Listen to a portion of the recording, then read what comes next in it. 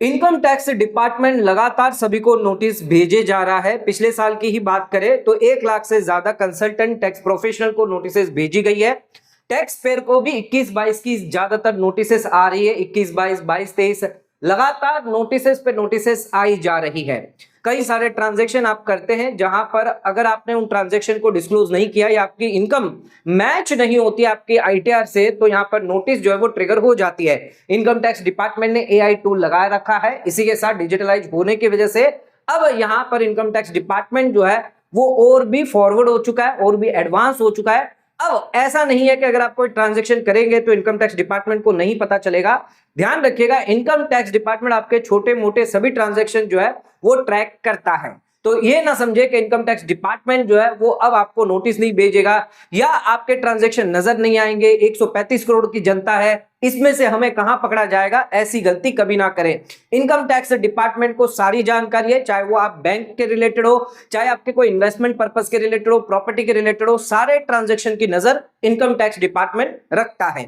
तो आज के इस वीडियो में 29 ऐसे ट्रांजैक्शन हम बताने वाले हैं जो सीधा इनकम टैक्स डिपार्टमेंट की नजर में है।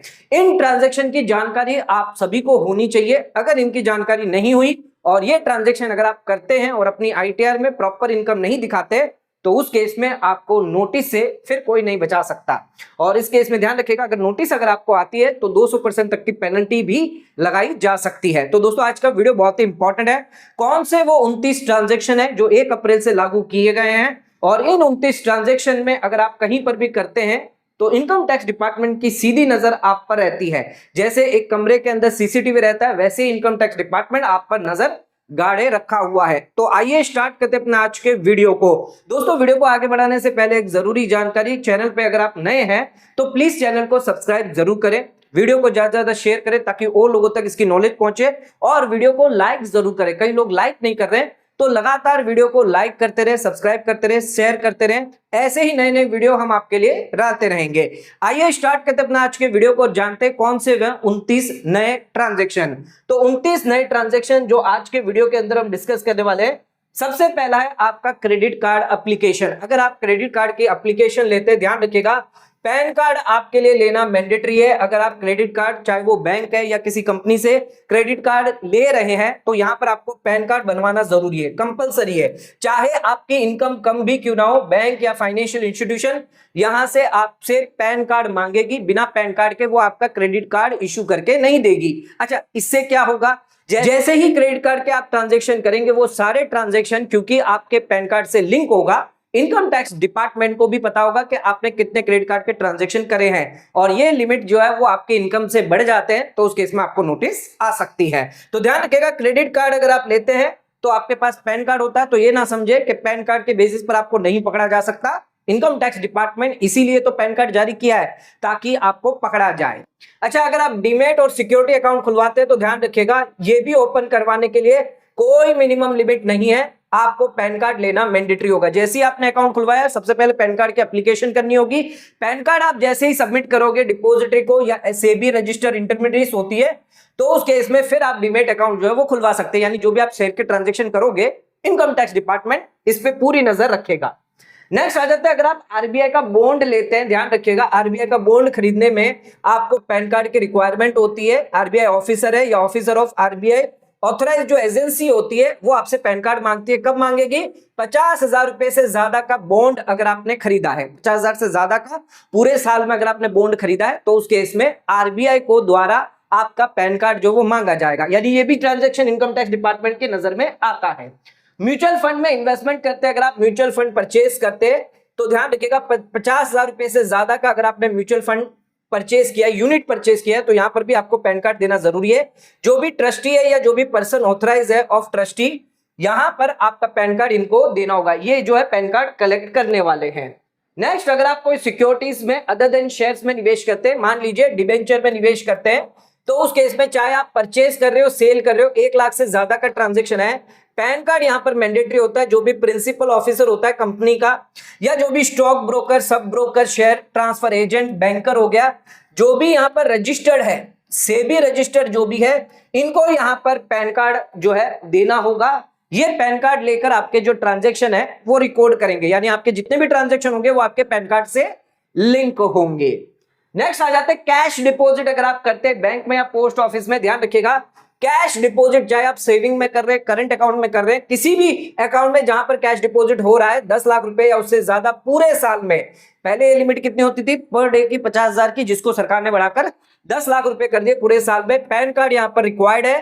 ध्यान रखिएगा चाहे आपने मल्टीपल अकाउंट क्यों ना हो, अगर पोस्ट ऑफिस में कर रहे हैं तो जो पोस्ट मास्टर है वो आपसे पैन कार्ड लेगा।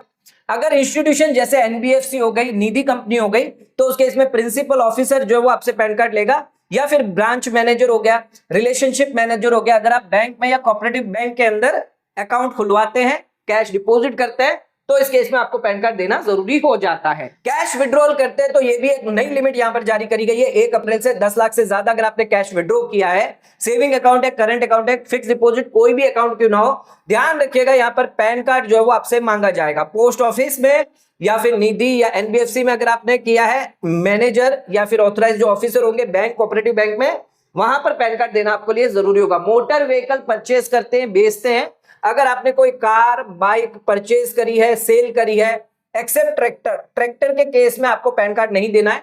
यहां पर लिमिट सुन लीजिएगा 5 लाख से ज्यादा की अगर है, पहले बाइक नहीं हुआ करती थी लेकिन अब बाइक है, और पहले 5 लाख की लिमिट नहीं हुआ करती थी लेकिन अब यह लिमिट जो है 1 अप्रैल से लागू होगी। इसमें पैन कार्ड आपको देना होगा, जो भी सेलर होगा उसको आपको पैन कार्ड देना मैंडेटरी है। यानी बायर की ड्यूटी होती है कि आपको पैन कार्ड देना है 5 लाख से ज्यादा की अगर कोई बाइक कार आप खरीदते हैं। यानी कि अगर आपने कोई हेवी बाइक खरीदी है 5 लाख से ज्यादा है, कार है 5 लाख से ज्यादा है, तो उस केस में पैन कार्ड देना है। पहले क्या होता था, बाइक रिलेटेड कोई भी यहां पर पैन कार्ड नहीं देना होता था, सिर्फ कार रिलेटेड होता था, और कार के रिलेटेड भी ध्यान रखिएगा वहां पर कोई लिमिट नहीं होती थी, यानी 1-2 लाख की भी कार होती थी तो आपको पैन कार्ड देना होता था। लेकिन 1 अप्रैल से नियमों में बदलाव किया गया है। नेक्स्ट आ जाते हैं अगर आप अनलिस्टेड प्राइवेट कंपनी के शेयर्स खरीदते हैं या बेचते हैं, ध्यान रखिएगा 1 लाख रुपए से ज्यादा का अगर ट्रांजेक्शन कर रहे हैं, पैन कार्ड यहां पर जरूरी है। जो कंपनी है या प्रिंसिपल ऑफिसर है कंपनी का, वो आपसे पैन कार्ड यहां पर ले लेगा। बॉन्ड डिबेंचर अगर आप खरीद रहे हैं, परचेज कर रहे हैं, 50,000 से ज्यादा का अगर आपने बॉन्ड या डिबेंचर में निवेश किया है, तो उस केस में आपको पैन कार्ड देना मैंडेटरी है। जो भी प्रिंसिपल ऑफिसर है इश्यूअर कंपनी का, वो आपसे पैन कार्ड कलेक्ट कर लेगा। इमूवेबल प्रॉपर्टी जैसे लैंड हो गई, बिल्डिंग हो गई, खरीद रहे हैं, बेच रहे हैं, गिफ्ट कर रहे हैं, जॉइंट डेवलपमेंट एग्रीमेंट है, ध्यान रखिएगा 20 लाख से ज्यादा का ट्रांजैक्शन किया है या स्टैंप ड्यूटी वैल्यू 20 लाख से ज्यादा है। अच्छा ध्यान रखिएगा कंसिडरेशन यानी sale value, purchase value 20 lakh से ज्यादा है। अब मान लीजिए ये 15 लाख है और स्टैंप ड्यूटी वैल्यू आपकी 25 लाख है, तो भी आपको पैन कार्ड देना है। अच्छा ये मान लीजिए सेल कंसिडरेशन आपकी 25 लाख है, स्टैंप ड्यूटी वैल्यू 15 लाख है, तो भी आपको यहां पर पैन कार्ड देना मैंडेटरी, यानी दोनों में से कोई भी 20 लाख से क्रॉस कर गया, पैन कार्ड आपको देना होगा। तो पैन कार्ड यहां पर गिफ्ट के ट्रांजैक्शन में ये नया कवर किया गया, गिफ्ट ट्रांजैक्शन हो गया, जॉइंट डेवलपमेंट अथॉरिटी हो गई, इनको 1 अप्रैल से नया है, इनके लिए भी अब आपको पैन कार्ड देना जरूरी होगा, पहले ये मैंडेटरी नहीं था। तो जो भी इंस्पेक्टर जनरल है, रजिस्ट्रार है, सब रजिस्ट्रार है, वो यहां पर आपसे पैन कार्ड कलेक्ट करने वाले हैं। अच्छा बैंक अकाउंट आप खुलवाते हैं, सेविंग अकाउंट खुलवा रहे हैं, करंट अकाउंट खुलवा रहे हैं, एफडी अकाउंट को छोड़ के, तो इस केस में अगर आप बैंक अकाउंट खुलवाते हैं तो यहां पर कोई भी लिमिट नहीं है। अगर आपने जैसे ही बैंक अकाउंट खुलवाया, पैन कार्ड देना आपके लिए मैंडेटरी होगा। अदर देन आरबीआई का बेसिक सेविंग अकाउंट होता है, उसमें देने की जरूरत नहीं है। अच्छा पैन कार्ड कौन कलेक्ट करेगा? बैंक के केस में जो भी मैनेजर है बैंक का या जो भी ऑफिसर है वो कलेक्ट करेगा, और यहां पर अगर इंस्टीट्यूशन है, एनबीएफसी है, निधि कंपनी है, तो जो भी प्रिंसिपल ऑफिसर है वो कलेक्ट करने वाला है। नेक्स्ट आ जाता है फिक्स डिपॉजिट, टाइम डिपॉजिट अगर आप करते हैं, एफडी करते हैं, आरडी करते हैं, टाइम डिपॉजिट करते हैं, ध्यान रखिएगा सिंगल डिपॉजिट अगर कर रहे हैं 50,000 से ज्यादा की और टोटल डिपॉजिट पूरे साल में 5 लाख से ज्यादा की हुई, तो इस केस में पैन कार्ड मैंडेटरी है। अगर पोस्ट ऑफिस में करवा रहे हैं तो पोस्ट मास्टर, इंस्टीट्यूशन कंपनी अगर कोई है तो उस केस में प्रिंसिपल ऑफिसर या फिर मैनेजर या ऑथराइज ऑफिसर जो है वो यहां पर कलेक्ट करेंगे आपका पैन कार्ड।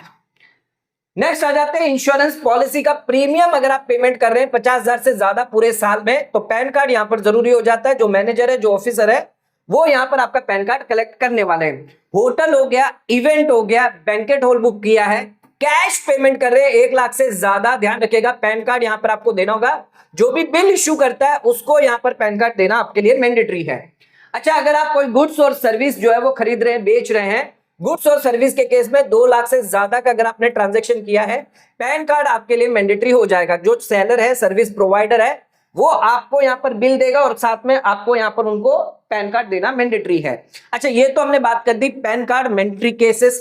अब बात करते हैं यहां पर जो भी अथॉरिटी है वो आपकी रिपोर्टिंग कर देगा, यानी वहां पर पैन कार्ड तो देना है, साथ में आपकी रिपोर्टिंग भी हो जाएगी।